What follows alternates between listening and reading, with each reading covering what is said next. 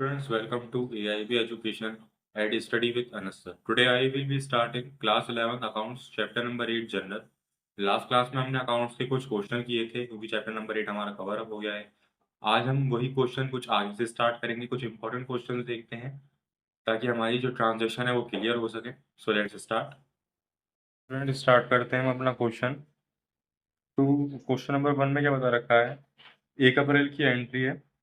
Mohan is declared insolvent, receive first and final dividend from his official receiver 50 paise in a rupee against a debts of 5000। यानी कि मोहन से कभी हमारे कोई bad debts बन गया होगा मोहन, और 5000 रुपये का अब उससे क्या रिसीव्ड हो रहे हैं हमें 50 पैसे, यानी 50% के जो है वो पैसे रिसीव्ड हो रहे हैं उसके अमाउंट के।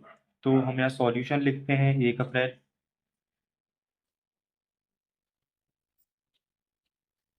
क्या आ रहा है हमारे पास? कैश आ रहा है, तो कैश अकाउंट डेबिट कर दीजिए। ठीक है, कैश कितना आ रहा है? 50% आ रहा है, 2500 रुपये आ रहा है। ठीक, अब बैड डेट्स कितने के बचे हैं? Bad debts account debit 2500।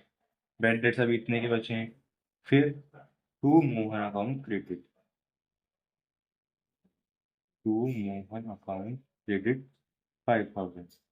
सो हमारी आज एंट्री सॉल्व हो गई, डेबिट और क्रेडिट साइड जो है वो मैच हो गई और हमारी एंट्री भी कंप्लीट। तो सेकंड क्वेश्चन की तरफ मूव करते हैं।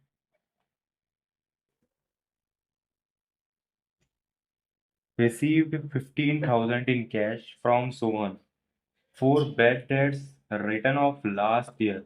यानी कि हमें जो है वो पैसे रिसीव्ड हो रहे हैं 15,000 के कैश में, जो कि हमने पिछले साल सोहन को बैड डेट्स के रूप में रिकॉर्ड किए थे। सो वो कैसे हो गया अब entry?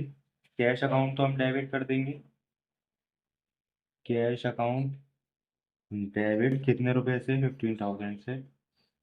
And last one is to bad debts recovered account credit 15,000। यानी एंट्री भी कंप्लीट हो गई हमारी। बैड डेट्स रिकवर्ड का नेचर क्या होता है? क्रेडिट का होता है। सो हमने इसको क्रेडिट इनपुट कर दिया और पैसा हमारे पास आया है, तो कैश अकाउंट को हमने डेबिट कर दिया। नेक्स्ट ट्रांजेक्शन मूव करते हैं। Solution. Received check from Ramesh to whom goods were sold for 12,000. Last year allowed him 1% discount on payment। यानी कि हमें अब जो है वो कैश चेक रिसीव्ड हो रहा है किससे? रमेश से। और वो क्यों हो रहा है? क्योंकि हमने उसको गुड्स जो है वो सेल किए थे लास्ट ईयर 12,000 रुपये के, और हमने 1% का डिस्काउंट उसको दिया है पेमेंट में। तो उसकी ट्रांजेक्शन और एंट्री कैसे होगी? सबसे पहले बैंक से पैसे रिसीव्ड हुए हैं, तो बैंक अकाउंट डेबिट कितने रुपए से अभी हम करेंगे। फिर हम डिस्काउंट दे रहे हैं, तो डिस्काउंट अलाउड अकाउंट भी डेबिट हो जाएगा। 1% का डिस्काउंट दे रहे हैं यानी कि 120 रुपये का, 12,000 रुपये का 120। और फिर टोटल ऑफ अमाउंट हमारा टू रमेश अकाउंट कितने रुपए से क्रेडिट हो जाएगा? 12,000 रुपये के। 12,000 रुपये में से 120 घटाएंगे, कितना बचेगा? 11,880। यार एंट्री हमारी कंप्लीट हो गई कि बैंक में इतने पैसे रिसीव्ड हुए हैं। क्यों? क्योंकि हमने 1% का उसको डिस्काउंट दे दिया, और टोटल अमाउंट कितना क्रेडिट होना था उससे? 12,000 रुपये। तो ये एंट्री भी हमने ट्रीट कर दी। नेक्स्ट ट्रांजेक्शन मूव होते हैं हम। सॉल्यूशन। अभी कैसे होगा? Basically Ramesh cheque dishonour and bank charges, bank charge bank charges. यानी जो रमेश ने हमें चेक दिया था वो हम जब पैसे निकालने गए अपने, तो वो डिसऑनर हो गया। डिसऑनर क्यों? क्योंकि उसके बैंक में जो है वो पैसे ही नहीं थे लोन हमारे पैसे चुकाने के लिए। उसने चेक दिया था ना, इसलिए। तो उसकी एंट्री हम कैसे करेंगे? सबसे पहले रमेश को दोबारा डेबिट कर दीजिए, जिसको हमने क्रेडिट कर दिया था। Ramesh account debit 12,000। फिर बाद में बैंक चार्जेस जो कटे हैं, बैंक चार्जेस अकाउंट डेबिट 20 रुपये। फिर उसके बाद टू बैंक अकाउंट,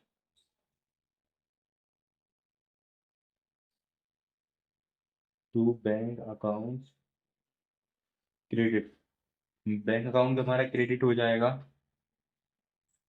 सो हम यहाँ लिख देंगे टू डिस्काउंट अलाउड भी क्रेडिट कर देंगे, यानी हमने उसको डिस्काउंट भी दिया था कितने रुपए का, 120 रुपये का।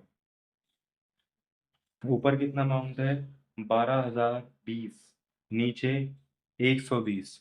सो इसको जब हम प्लस माइनस करेंगे तो कितने का अमाउंट आए, तो बैंक अकाउंट हम क्रिएट कर देंगे 11,900 से, क्योंकि बैंक चार्जेस भी कटे हैं और डिस्काउंट जो दिया था वो भी वापसी लिया जा रहा है, तो इसकी कैलकुलेशन करने के बाद क्या अमाउंट आया, 11,900 का। अब वो कैसे आया देखो, रमेश अकाउंट तो कितने से डेबिट हो गया, जितना उसका अमाउंट था 12,000 रुपये से वो दोबारा डेबिट हो गया।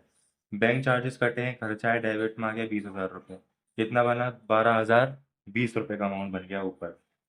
नीचे आते हैं, जो हमने डिस्काउंट दिया था उसे वापसी लेना, यानी क्रेडिट के जरिए हम उसको वापसी लेंगे। तो टू डिस्काउंट अलाउंट क्रेडिट कर दिया मैंने 120 से। ऊपर कितने का अमाउंट है, 12,020, नीचे 120। ये मैं एक आइडिया बता रहा हूँ आपको, बाकी अगर आप कैलकुलेशन करके देखोगे तो इतना ही अमाउंट जो है हमारे बैंक से कट रहा है। तो क्या कर देंगे हम, जब इसमें से हमने क्या माइनस प्लस किया तो 11,900 का अमाउंट यहाँ आ गया। एंड देन आफ्टर इज इनको जब हम इक्वल रखेंगे तो डेबिट और क्रेडिट साइड जो है हमारी बिल्कुल इक्वल आ गई, तो हमारा आंसर जो है वो करेक्ट है। नेक्स्ट और लास्ट ट्रांजेक्शन पे मूव करते हैं हम। Paid life insurance premium of Sahil by bank draft, paid bank charges of 100, यानी कि लाइफ इंश्योरेंस प्रीमियम को पेड किया जा रहा है साहिल के थ्रू, और क्या कह रहे हैं, बैंक चार्जेस कटे हैं हमारे लाइफ इंश्योरेंस को पेड करने में। तो पहली चीज तो लाइफ इंश्योरेंस जो होता है वो एक ड्राइंग होती है बिजनेस के ऊपर देखा जाए तो यहाँ कर देंगे हम ड्राइंग अकाउंट डेबिट कितने रुपए से, यहाँ अमाउंट हमें बता नहीं रखा, सॉरी हम लिखना भूल गए, अमाउंट था इसका 10,000। बैंक चार्जेस भी कटे हैं इसके साथ, तो हम डायरेक्ट क्या लिख देंगे, 10,100 रुपये टू बैंक अकाउंट क्रेडिट 10,100। सो ये वाली ट्रांजेक्शन में हमारी कंप्लीट हो गई। स्टूडेंट्स आई होप आपको सारा क्वेश्चन समझ में आया होगा। फिर भी अगर आपको किसी क्वेश्चन की ट्रांजेक्शन में कोई डाउट है या फिर कोई क्वेश्चन ही समझ में नहीं आया तो आप मुझे कमेंट करके बताइए, मैं उसके ऊपर दोबारा वीडियो बनाऊंगा, वो दोबारा क्वेश्चन समझाऊंगा। अदरवाइज आपको क्वेश्चन समझ में आया हो, वीडियो समझ में आई हो, चैनल को सब्सक्राइब कीजिए, वीडियो को लाइक कीजिए, शेयर कीजिए, कॉमेंट कीजिए। Thank you.